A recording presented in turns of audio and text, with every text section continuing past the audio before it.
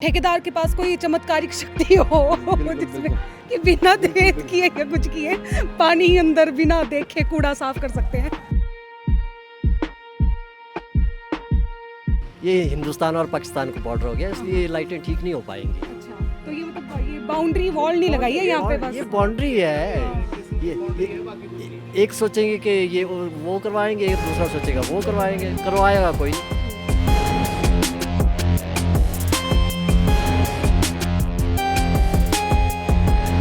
एक 7 नंबर और 8 नंबर, जहाँ हम 8 नंबर पे बैठे हुए हैं तो ये लास्ट बाउंड्री है और 7 नंबर की बाउंड्री लास्ट वहाँ है, जबकि ये जो होना चाहिए था एक वार्ड होना चाहिए था जैसे कि पहले था।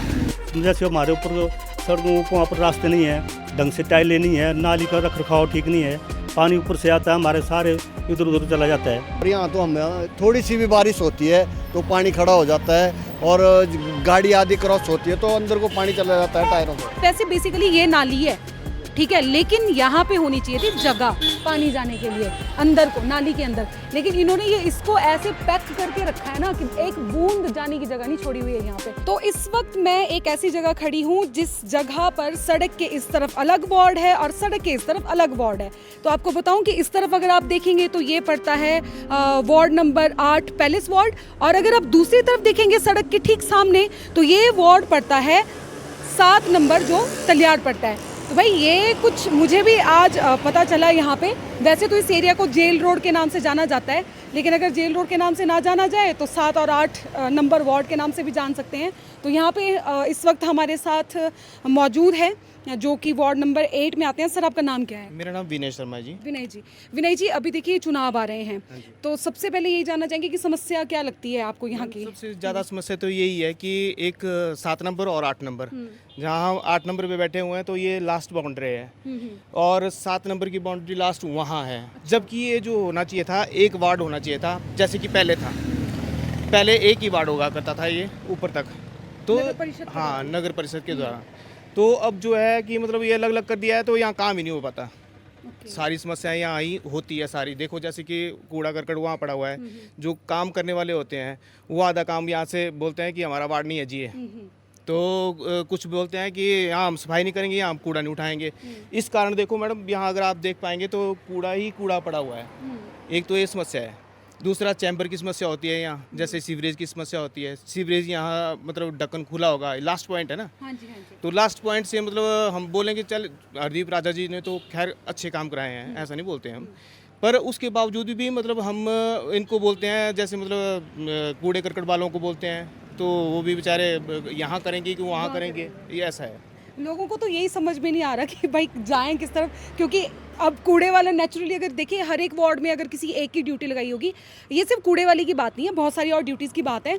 तो सिंपल सी बात है, जिसके वार्ड में जिसकी ड्यूटी लगी होगी वो यही बोलेगा कि भाई मैं तो अपने वार्ड में ही काम करूंगा, चाहे वो सड़क के उस तरफ हो चाहे सड़क के इस तरफ हो। हाँ। बीच में चैम्बर होता है, जैसे 8 नंबर का चैम्बर वहाँ है, 7 नंबर का वहाँ है, हाँ। तो ये करेगा काम या वो करेगा जी, कंप्लेंट आप कराओ। अब मेरी कंप्लेंट ये थी कि मतलब मैं कई दिनों से बोल रहा था कि ये जो लाइट है सामने वाली लाइट है इसको ठीक कराओ, 1 साल से वो लाइट बंद है, तो कोई नहीं करा पाया इसको। इसकी वजह ये तो नहीं है कि ये वार्ड नंबर 7 में आते हैं और आप 8 में आते हमारी को लाइट आएगी, हाँ। इसका ये थोड़ी मतलब है 8 नंबर को लाइट आ रही है। ये तो हिंदुस्तान क्या बोल रहे हैं? क्या नाम है आपका? धीरज कपूर। जी। ये हिंदुस्तान और पाकिस्तान का बॉर्डर हो गया, इसलिए लाइटें ठीक नहीं हो पाएंगी। अच्छा, तो ये मतलब ये बाउंड्री वॉल नहीं लगाई है यहाँ पे, बस ये बाउंड्री है। ये एक सोचेंगे कि ये वो करवाएंगे, एक दूसरा सोचेगा वो करवाएंगे, करवाएगा कोई नहीं। ऐसा ही चल रहा है। मतलब इस हिसाब से देखा जाए तो जिस हिसाब से ये जो जगहें मतलब बांटी गई हैं, वार्ड में डाली गई हैं, हाँ, ये ठीक नहीं है। ये ठीक नहीं है। अगर मतलब सिस्टमेटिकली किया होता ना, जैसे मतलब ये पुल है, पुल से इसकी इस तरफ को कुछ और कर दिया होता, जैसे साथ ही कर दिया होता, तो वैसे ही दिक्कत। तो बेचारे जो वोट मांगने आ रहे हैं, वो कल भी वोट मांगने आया, बिनू भाई भी मेरे को वोट दो, मैंने भाई 13 वार्ड का नहीं हूँ मैं, वहाँ है सामने, उनको भी दिक्कत हो रही है बेचारों को। नए नए बंदे हैं, उनको भी पता नहीं है कि मतलब कौन सा वार्ड कौन सा है। भाई ये तो उम्मीदवारों को भी दिक्कत है, लोगों को भी दिक्कत है, सबको दिक्कत है। चलिए आगे और अभी और सामने ये है हाँ। भी वैसे 200 मीटर का है एरिया, अच्छा, ऐसा नहीं है कि मतलब यहीं का है, यहाँ से लेके कल्याण धाम है नीचे 200 मीटर का, 200-250 मीटर का होगा। तो ये ऊपर को 7 नंबर वार्ड हो गया, 7 नंबर, हाँ, और ये 8 नंबर ये बाढ़ हो गया। तो ये समस्या है मैम सबसे ज़्यादा। तो ये इस वक्त जो मैं अभी ये समस्या सुन रही हूँ, ये सुन रही हूँ मैं 8 नंबर वार्ड के लोगों की। अब मैं 7 नंबर वार्ड के लोगों की तरफ भी जाना चाहूँगी और उनसे भी पूछूंगी कि उनको कैसा महसूस होता है। आ जाइए। तो ये सामने वार्ड नंबर 8 की समस्याएं हमने आपको पहले बताई हैं और बस सड़क क्रॉस करके अब हम वार्ड नंबर 7 में हैं जो तलियाड़ है। तो यहाँ पर हमारे साथ हंसराज जी हैं जो अपनी यहाँ पे दुकान चलाते हैं। तो सर एक तो आपका धन्यवाद हमें समय देने के लिए और जानना चाहेंगे, देखिए अभी चुनाव सिर पर है और बड़ी मारामारी पड़ी है इलेक्शन की इस वक्त, तो क्या समस्याएँ हैं? क्या आपकी समस्याओं का निदान पहले भी हुआ है या नहीं हुआ है? समस्या तो बहुत है जी, समस्या चलती रहती है। पहले भी समस्या थी, धीरे धीरे सभी समस्या धीरे धीरे ठीक होती है। लेकिन हमारे जो या जैसे मान लो कूड़ा करकट की जैसे समस्या होती है ना, जैसे लोग जो है सड़क के किनारे कूड़ा रख देते हैं रात को, और सारे यहाँ पर जो हमारे आते हैं जो कुत्ते काते जो होते हैं वो सारे उसको कूड़े को सारे को इधर उधर फेंक देते हैं। तो वो मतलब ऐसे जैसे पहले डंप रखते थे, जैसे मान लो एक जगह कूड़ा रख देते थे लोग ना, तो भी ठीक था, वैसे सुबह ले जाते थे उठा के सारा। अब जगह जगह लोग रख देते हैं ऐसे सारा, मतलब रोड पे कूड़ा फेंक देते हैं। और जैसे मान लो हमारे रोड की थोड़ी समस्या यहाँ से ऊपर तलियाड़ से नीचे तक हमारा रोड ठीक बढ़ चुका है ना, थोड़ा आगे है, थोड़ा हमारा जैसे मान लो कंजस्टेड रोड है जहाँ से हमारी 2 गाड़ी क्रॉस नहीं होती है, वहाँ पर जैसे ऊपर से गाड़ी जाती है तो नीचे से मतलब गाड़ी आती है तो हम वहाँ पर हम खड़े हो जाते हैं, जैसे गाड़ियाँ खड़ी हो जाती है वहाँ पर। बाकी और तो ठीक है, वैसे धीरे धीरे हो गया सब काम, धीरे धीरे होंगे। तो जो आपके अगर जो आगे पार्षद आएंगे तो आपको उनसे क्या उम्मीदें हैं?